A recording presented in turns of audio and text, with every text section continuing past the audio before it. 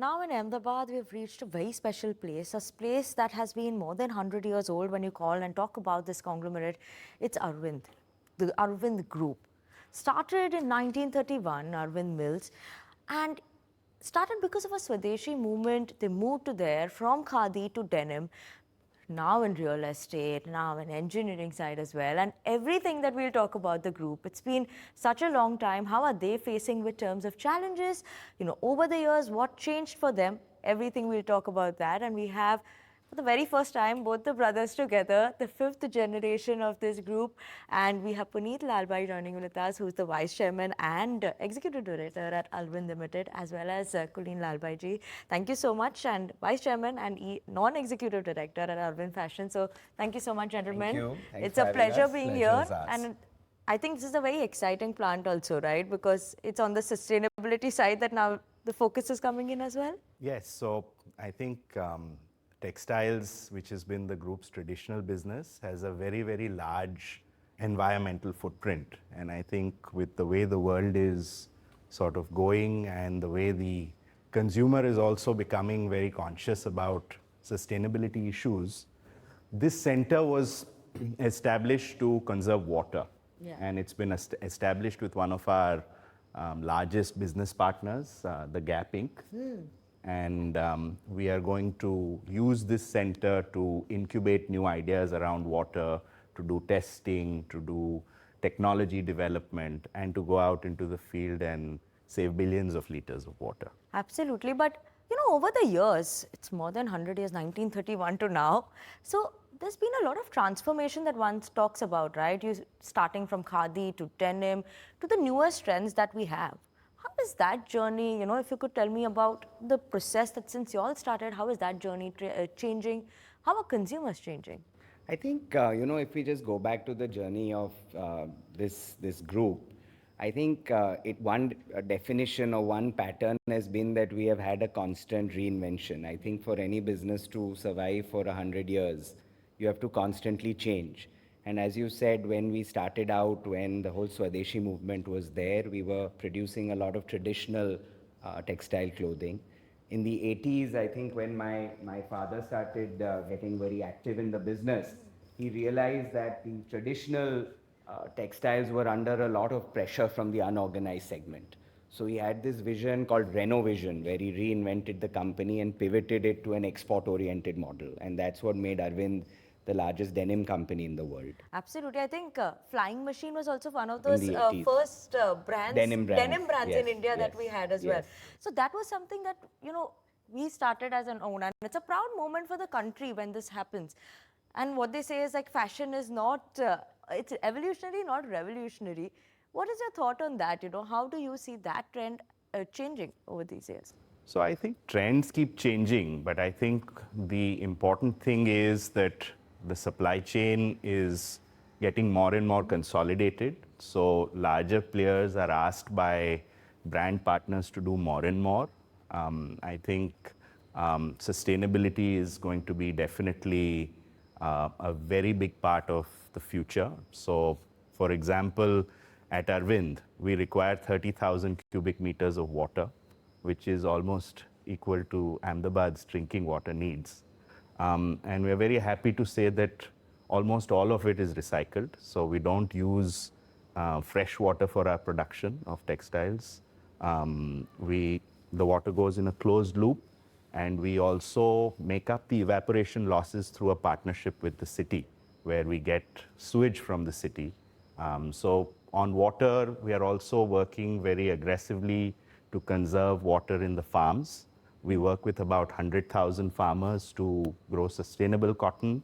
We are rapidly decarbonizing our energy footprint. So a lot of renewables. We are replacing fossil fuels for thermal energy using agro waste. So sustainability is a very, very strong theme. So I think these are the couple of big themes right now: consolidation, more verticality, and huge focus on sustainability. Also on the consumer side, I think there's always been evolution. So when we started our consumer business in the 90s, Arvind Fashions, Indians largely bought clothing out of multi-brand outlets. They were Yeah. almost like Kirana stores. You had plastic bags in Bags. which, you used to remove the shirts and sell. So right from the MBO of the 90s, and then late 90s, we had standalone stores. So the EBOs emerged. So that's how we started selling through stores. Then the department stores came in the 2000s, and that's where large big box department stores came. And then, of course, in 2010, online came. So as the consumer preferences have evolved, we have also evolved. Each of these channels is so different. We've shaped it. And also the casualization is a huge trend. India used to be a formal wear country in the Yeah. 90s. Today, if you look at anyone, even in office, they'll be wearing casual clothing with sneakers. Absolutely. Sneakers, casual, you just want to be a chilled vibe. I think we're moving to that. But, when you talk about all this, and online as a channel has changed over the years. What is the difference that you see then and now in terms of online? Where do you see it moving also in terms of any changes that one should watch out for an online trend? See, I think one of the things people tend to do is they compare, they make it online versus offline. I think the future is a convergence led future where online and offline come together. It is the world of omni channel. So, a consumer is loyal or wants a product of a brand. He or she is agnostic of whether you're buying online, offline.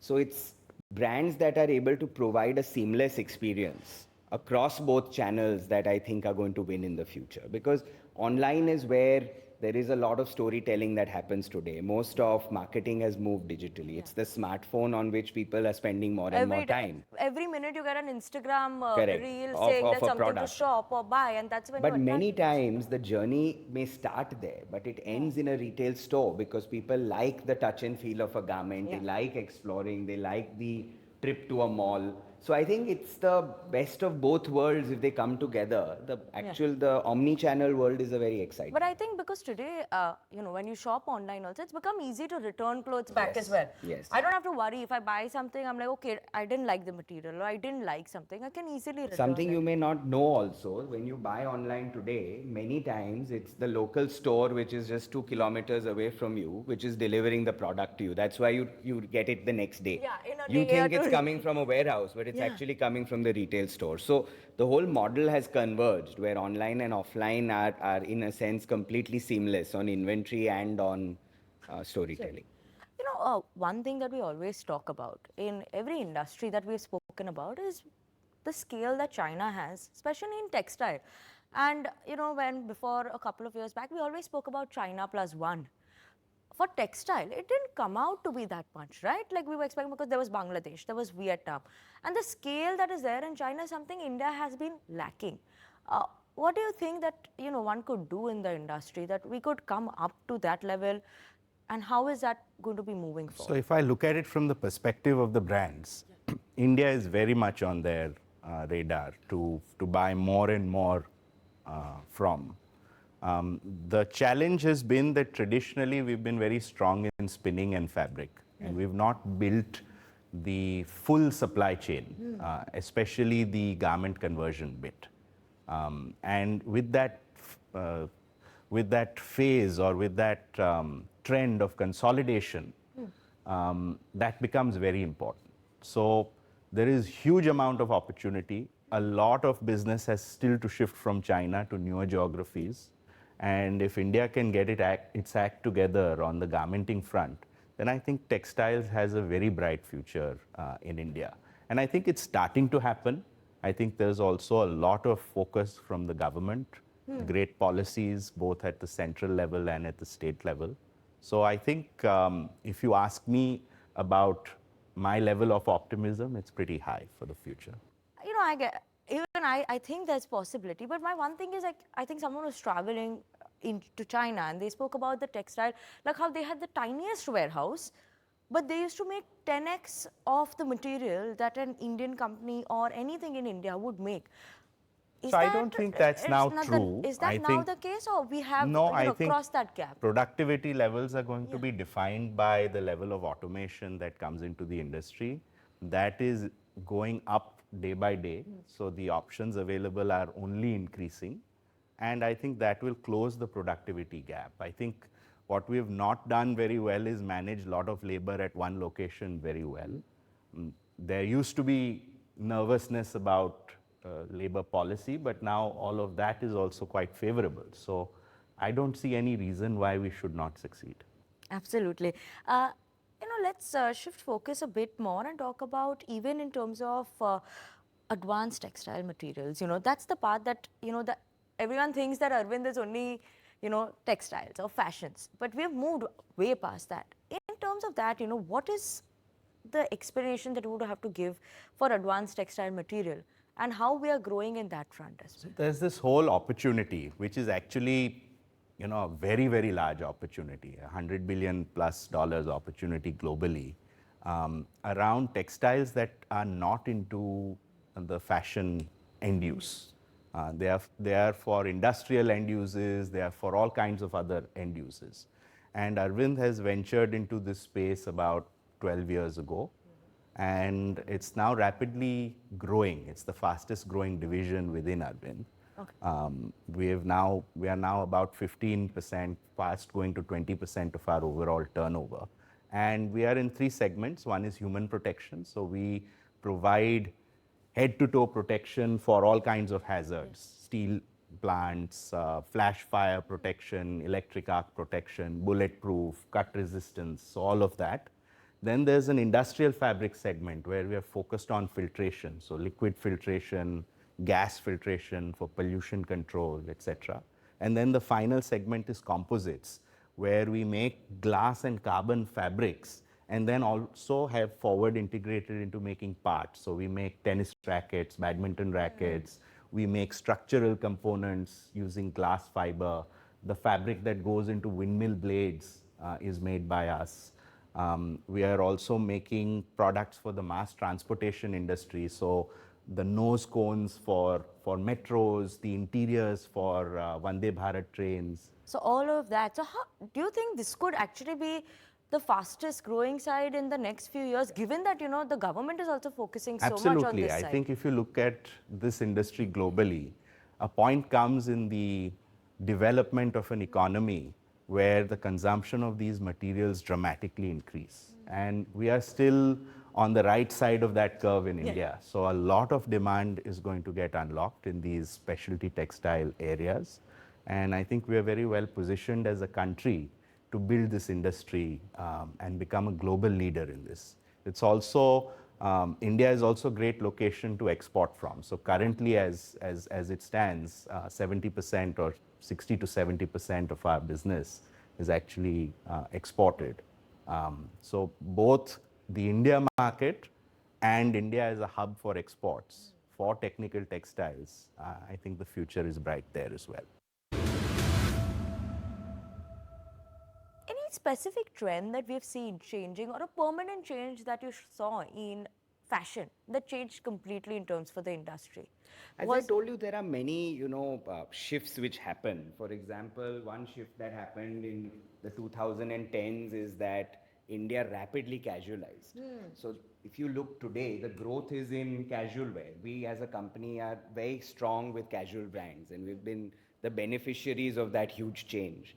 Another huge change is the channel, as we mentioned. Now people don't just shop offline, you shop online and offline. Another huge trend is the emergence of functional clothing. So it used to be a very cotton intensive wardrobe. Now if you look at anyone's wardrobe, you will find all kinds of blends. You will find functional clothing for yoga and exercise, which is more man-made.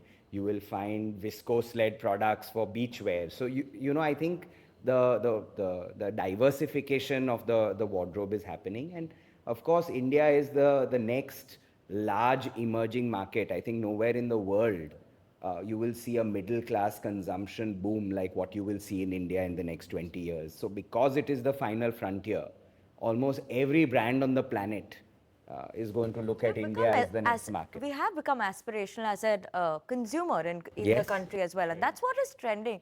I just want to ask a question because I used to shop a lot from Sephora. So why did we sell Sephora? Wasn't that even aligning with the aspirational side of the consumption? So one of the things we've realized in our consumer business is that, there is a certain level of scale and profitability which comes with that scale, which is very critical. So our new strategy is about saying we want to build brands which are mega brands, which are multi-thousand crores, which have the ability to have very strong margins and generate cash flows. Because our focus across the group has been creating value by really focusing on return on capital employed. And when you are having a very focused value creation strategy, sometimes you have to take decisions, and we have taken these decisions across the group, which is we have exited businesses where we did not see the capability to capture value and create value. So, I mean, there are many cases where the brands may be very wonderful brands, they might, have a great resonance with the consumer. But the decisions we have taken as a group across our 4 businesses are a very, very high level of focus on the bottom line and value creation.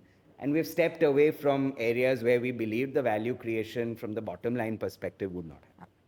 Okay, that's interesting. But, would the company look to, again, go past or look at any new segments as well? Is that the thought process? And how are we moving towards going forward if I look at it? So our current strategy is to say we want to build multi-thousand crore brands. Out of our 5 brands, one of them is now 2,000 crores. The others are all nearing 1,000 crores. So whilst the current focus is scaling these brands, in a longer term period, as a company, we have always kept evolving. So as the market keeps evolving, we would look at all opportunities. But the real focus is how do you create brands with powerhouse brands, which have huge resonance, huge pull with the consumer, gain massive scale, and thereby, have Now you do strong have bottom those line. power brands which you all have Yes, kept. yes, That is there.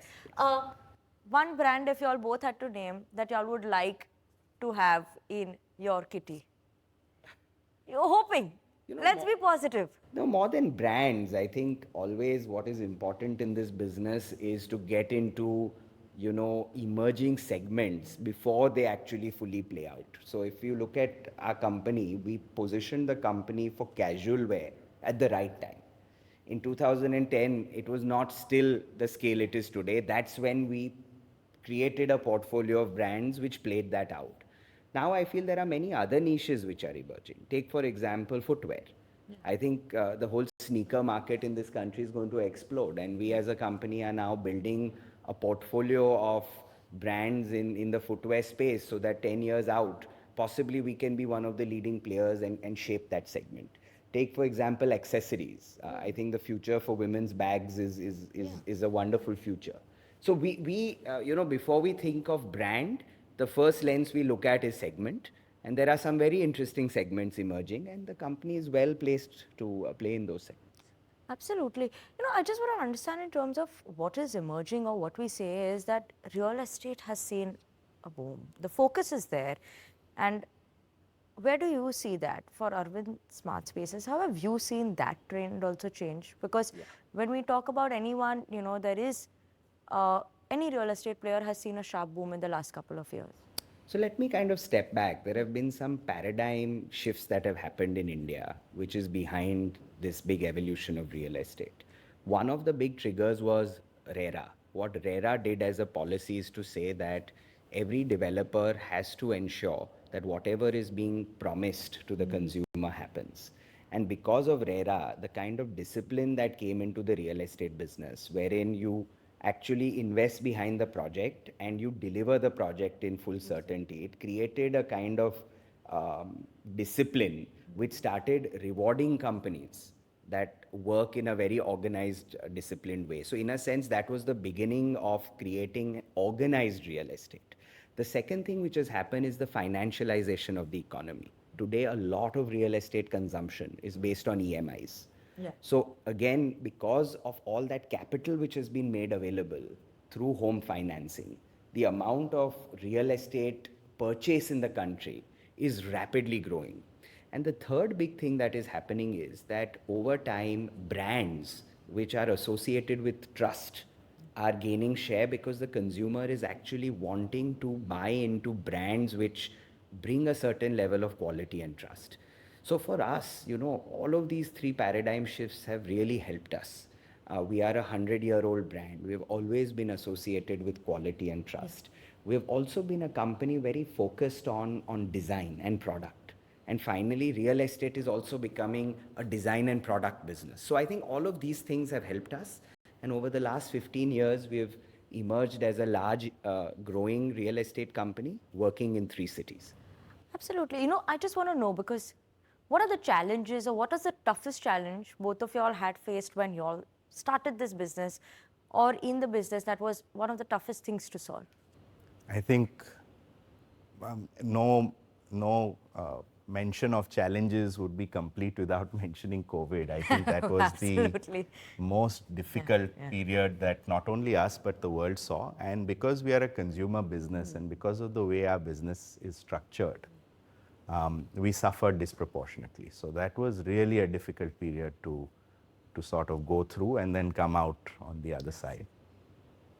For you, I think one of the things, we've got this, we've emerged as this conglomerate. We have a variety of businesses. Each of them has its own exciting growth path ahead. But, the challenge in India today is always going to be teams, management, talent. And I think the people who are able to attract the right talent and give people a chance to really flourish in the culture you create are the companies that are going to win.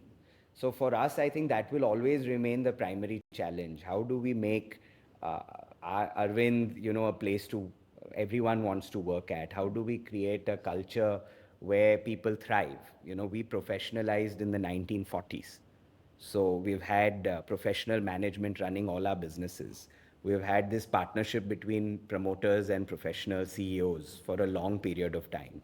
So as the group evolves, the business evolves, the complexity of our portfolio of businesses grows, I think we'll have to keep taking that challenge on and ensuring that we have the management teams that can really help these businesses grow. We've been blessed with good people. We'll have to keep ensuring that we have those people going forward as well. absolutely. But now let's talk a bit about Ahmedabad, right? I'm here. I don't know where to eat. Y'all have grown up here. Favorite food that you like, and one item that you like? Of course, Swati and the batata puri at Swati. That would be, my favorite place to dine in Ahmedabad. And on the street food side, it would be Jashuben Pizza. Oh, we went. That was the first day I had heard that recommendation. I went and had Jasubin pizza for sure. What is I've been a street food guy my whole life, so even I would vote for Jashuben Pizza, Choice Sev Puri. These are all, household names in Ahmedabad. And one should not miss Vishala, which is, a very unique dining experience. Yes. I think anyone coming to Ahmedabad should not miss sitting down on the floor and having a wonderful Managed meal to at eat a Vishala. meal there. Yes. I managed to grab a bite there. But I have a couple of places, means I still have to go. But how do you beat the summer heat? Don't you go eat Gola? Because I saw a huge crowd last night somewhere at a Gola place. Yes, Any Gola fans? Bhavgir Gola is another institution for the city. I think Also you'll Gulab, find, and Gulab, yes. These are great places. So and y'all have gone here Of as kids as well, and you're used to. I think street food is something you will never escape if you are a kid growing up in this city. It's what makes our city special. And all these names, continue across generations. Absolutely. But one Ahmedabad place that I should visit in the city. Sarkhej Roja, you should visit. You should visit Adalajni Vav. And of course, try and take a heritage walk. We have some beautiful architecture in the old city. Absolutely. Maybe we'll note down all the places. You all should also note down all the places, because the first time we have both the brothers joining in with us on ET now, and it's a pleasure. Thank you so much for talking about the business, giving us tips on where we should go in Ahmedabad to eat and chill. Thank you so much, Kulin Bhai, as well as Puneet Bhai, for joining in with us. It's been a pleasure. Thank you. Thanks Thank for you. having us.